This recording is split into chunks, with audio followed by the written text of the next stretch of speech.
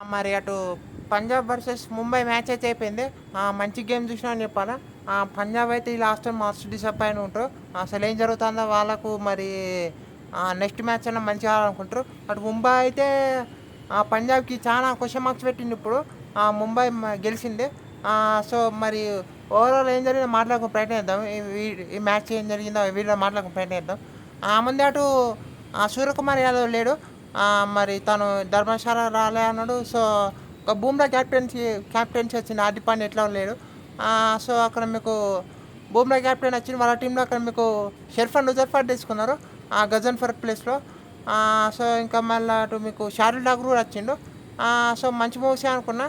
అటు పంజాబ్ టీం అయితే వాళ్ళు చాలా చేంజెస్ చేసారని చెప్పాలి. మార్కస్ స్టోయినిస్ లేడు. ఇది కొంచెం సర్ప్రైజింగ్ అనిపించింది. అజ్మతుల్లా మధ్య వచ్చిండు. నాకు తెలిసి అట్టే డాట్సెస్ ప్లేస్లో వస్తాను అనుకున్నా, లేకుంటే మార్కస్ జాన్సన్ ప్లేస్లో వస్తాను అనుకున్నా. కానీ అక్కడ స్టోరేజ్ ప్లేస్లో వచ్చిండు. ఇంకా బెన్ డాట్సెస్ బ్రాట్లెట్తో వెళ్ళిళ్ళు. ఒక మంచి మూవీ అనుకున్నాను నేనైతే. కానీ అటు మార్కస్ స్టోయినిస్ ఉంటే బాగుంది అనిపించింది. అక్కడ మీకు పిచ్లో స్లోర్ వన్స్ బాగా పనికొచ్చాయి అనిపించింది. కానీ అక్కడ మీకు మంచి స్టార్ట్ చేసిందని చెప్పాలి. పంజాబ్ మీకు అక్కడ ఫస్ట్ దుబాయ్ చార్ బాగానే వేసింది అనిపించింది. బూమ్రా కూడా అక్కడ క్యాష్ డ్రాప్ అవుట్ అయింది.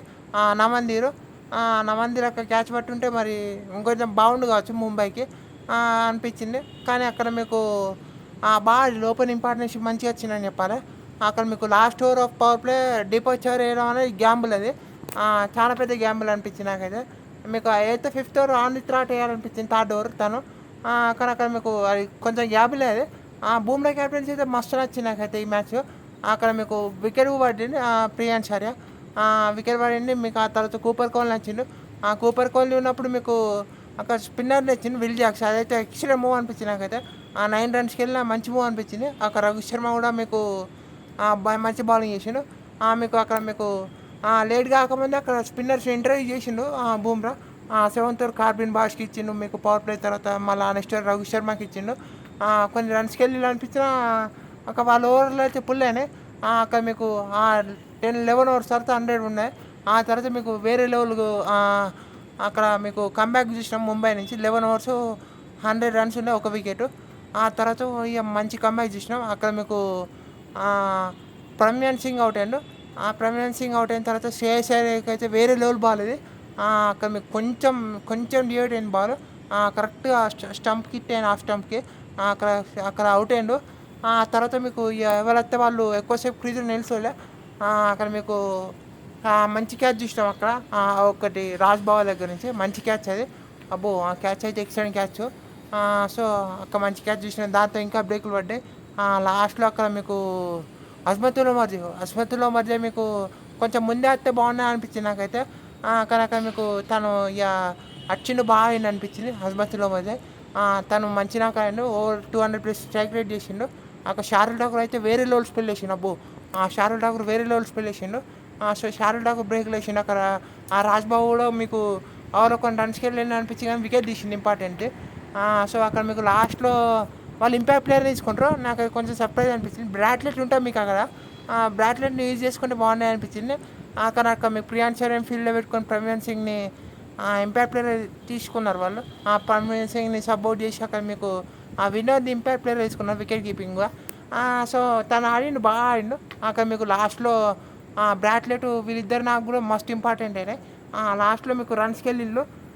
అంటే అసలు మిడిల్ ఓవర్స్ అంటే కొలాప్స్ అయిన తర్వాత వాళ్ళకు అంత స్కోర్ రానిపించింది.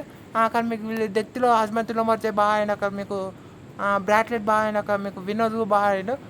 సో వాళ్ళు 15 30 రన్స్ అక్కడ మధ్య 66 రన్స్ ఇవన్నీ బాగా కలిసి వచ్చినాయి. అటు మీకు లాస్ట్ బాల్కి అది అవుట్ ఇస్తారు అంపైర్. అది సింగిల్ ఇస్తే మరి అది మ్యాచ్ డిఫైనింగ్ ఆల్మోస్ట్ మారిండు. అక్కడ సింగిల్ అవుట్ ఇవ్వడం. సో ఆల్మోస్ట్ మారు.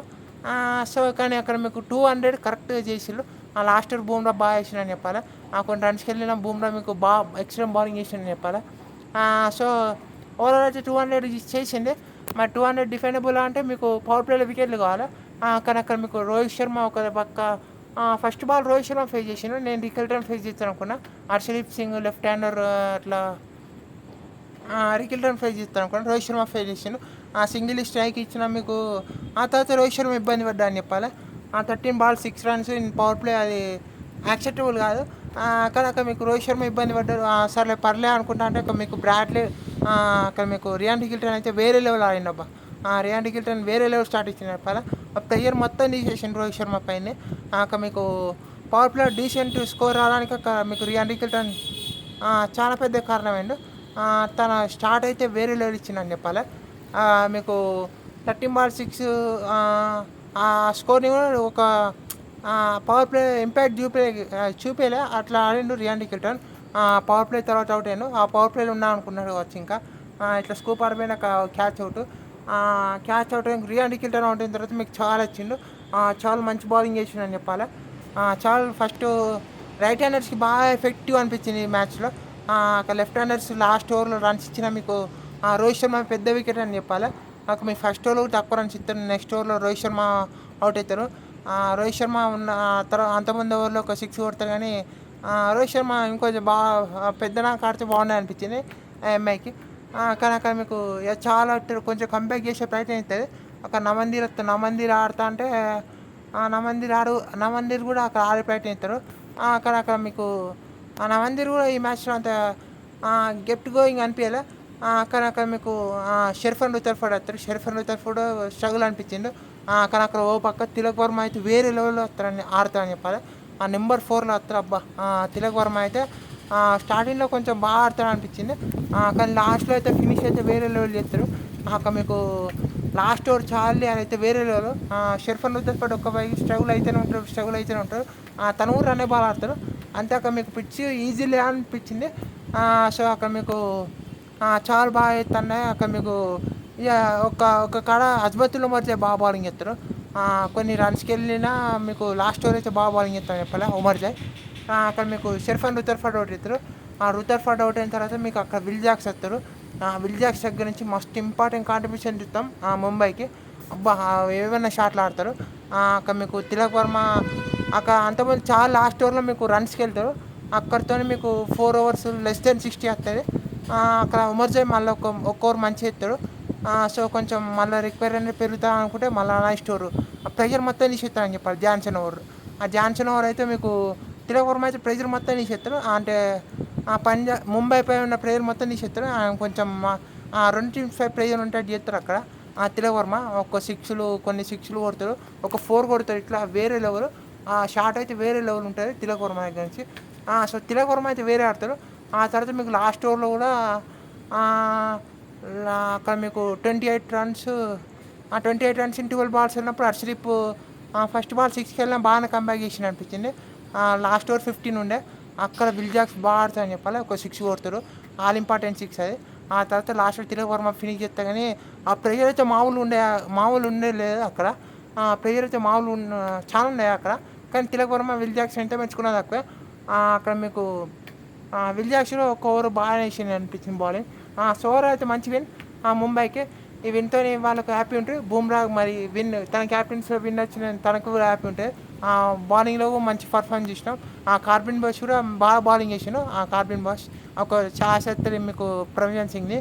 అది అట్లాంటి ఛాన్స్ వచ్చిన కార్బిన్ బాష్ బాగా బౌలింగ్ చేసిన చెప్పాలి. సో ఓవరాల్ అయితే మంచి మ్యాచ్ చూసినాం. పంజాబ్ మరి చూడాలి వాళ్ళు నెక్స్ట్ మ్యాచ్ ఎట్లా ఆడతారని.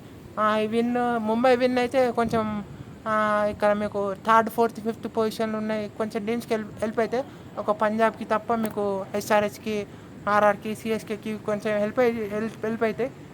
చూడాలి మరి ఈ విన్ ఎట్లుంటే నెక్స్ట్ మ్యాచ్ ఎట్లుంటాయని వాళ్ళు ఏం జరుగుతారని. సో మరి ఇక పంజాబ్ గెలిచింది ఇక్కడ. మరి ఆ టీమ్స్ కొంచెం అడ్వాంటేజ్ తీసుకొని అక్కడికి వెళ్తే బాగుంటాయి. వాళ్ళు కూడా ఓడిపోతే వాళ్ళ కష్టం. మరి చూద్దాం మరి ఏమవుతుందో. ఓవరాల్ అయితే మంచి విన్ పంజాబ్కి. అంతే వీడియోలో. Thank you for watching. అక్కడ చెప్పడం మర్చిపోయినా, అక్కడ మీకు తిలక్ వర్మ ఒక జాన్సన్ చాలా పెద్ద ట్రై చేస్తారు. అది పట్టుంటే మీకు మ్యాచ్ పంజాబ్కి గెలిచే అవకాశం ఉండే అనిపించింది. కానీ అక్కడ మీకు మంచి ఎఫర్ట్ అని చెప్పాలి జాన్సన్ని. పంజాబ్ ఫీల్డింగ్ బాగుంది అనిపించింది. కానీ అక్కడ మీకు మధ్యలో ఇక కాసండి ఒక టఫ్ ఛాన్సెస్ కొంచెం స్టిక్ అయితే పంజాబ్కి ఈ మ్యాచ్ గెలిచే అవకాశం ఉండి కావచ్చు. సో అవి స్టిక్ కాలే. ఇక చూద్దాం మరి. అంతే ఇక వీడియోలో ఏమవుతుందో చూద్దాం మరి ఏమవుతుందో. అంతే వీడియోలో. Thank you for watching.